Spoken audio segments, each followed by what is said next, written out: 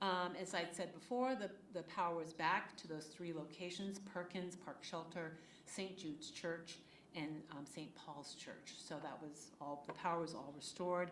And it was obviously an issue in that part of Green Bay because there were several houses, because we have some poll workers who live over there whose power was also out. So let's update the absentee received and the absentee that were processed. So we have about 5,000 absentee ballots that have been counted. So that means that the envelopes have been opened, they've been assigned voter numbers, and those ballots have actually gone through the tabulator, about 5,000. And we have right now 8,403 ballots that are received. So we still have, about 1,000 ballots left to go to receive today. We did already get the mail, but our postal community workers, they deliver the mail multiple times today to ensure that we get the ballots that are sitting at the post office, so they're not actually sitting at the post office and they won't be counted.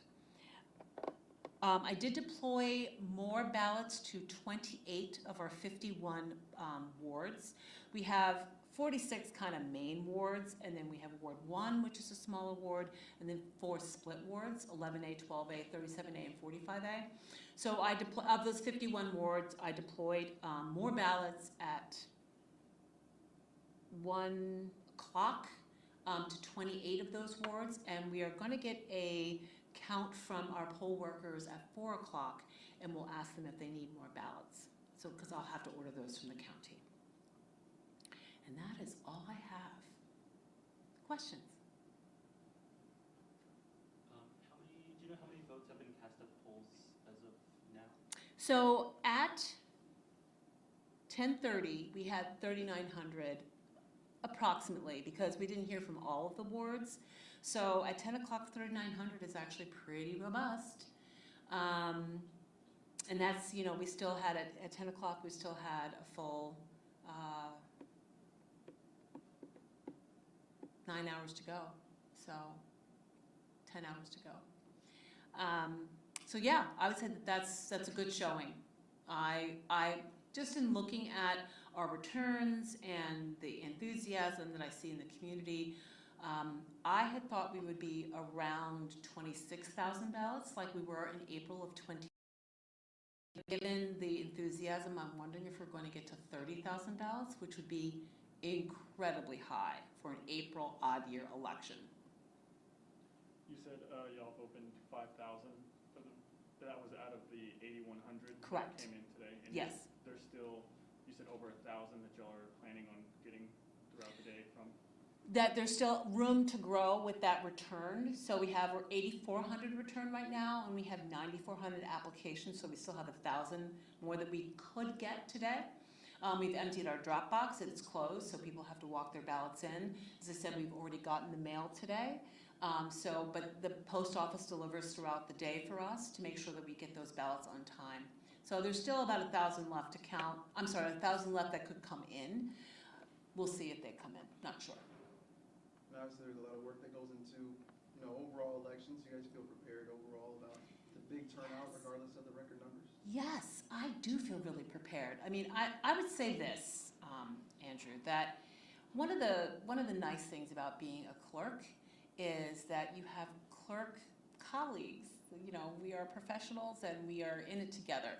And so in speaking to some of my other clerk colleagues, they saw the kind of uptick in interest and enthusiasm, and I ordered more ballots yesterday. Usually I would wait until today, but I ordered more ballots yesterday. So I feel really prepared to meet the challenge of having more voters than we expected.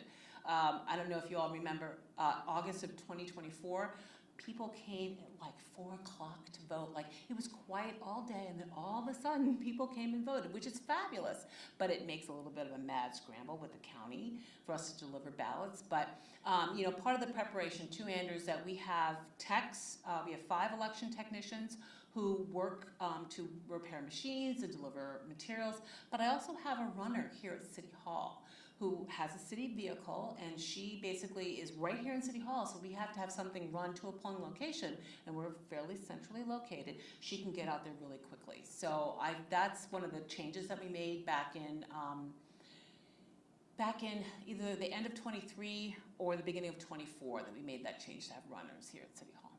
So yeah, no, I feel really good. And you know, we just need to get those numbers from our poll workers to make sure that we can stay on top of that ballot order. That judicial order you're talking about, when's the last, I guess, is there a specific time that you have to put that in by? That's a really good question that unfortunately I do not have an answer to. Obviously, it's only 2:30 right now. There's still plenty of time left to go with ballots and polling locations. But as of now, what's your estimate for, I guess, completing ballot counting? Sure. So absentee ballots, you know, at 5,000, we're doing really well. Actually, better than I thought we were going to do. I'm still sticking with midnight, just in case. Just in case. Because we could actually get a whole bunch of ballots coming in later. Like I said, that 1,000 ballot margin that we have, they could all get mailed, or most of them. So, but we're doing really well. I think we're really on track to end at a reasonable time. And of course, polls, I will get those results in between 9 and 10 o'clock. Delivered to the county, and so as I said, our county clerk is Patrick Moynihan is going to publish the at-polls results first, and the central count results second. Especially if there's like some time in between. If we deliver all the results at once, then he'll report them all at once. Why do you think that is, that so many people are coming out to the polls this year? Yeah, you know. I would really like to think it's because we have made voting very accessible in Green Bay. I don't think that I'm the reason for it.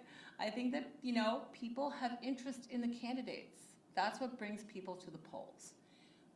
Interest in the race, interest in the candidates positions, and what they believe the candidates will do for them when elected. So that's what I think brings people to the polls. And my awesome voting hours. Central count is downstairs. Yes, central count is downstairs, still in room 101. It's going really well. We're all kind of in there and getting up close and personal in that space, and I look forward to additional expansion of that particular space in the future. How does that whole process work for going back to the judicial thing? Do you have to just like talk to a judge and they? Could you take me through that process? Sure. So what I know is, because I have not, as clerk, I've not been party to that. I did talk to, again, a couple clerk professionals about how they do that in other cities in Wisconsin. And so essentially you have to file a petition with the court in order to ask them to extend hours. And then a judge needs to hear that petition and then grant the relief that we seek. Time frame for that, I'm not sure. How to get on the court docket, I'm also not sure. I leave that up to the professionals, the lawyers.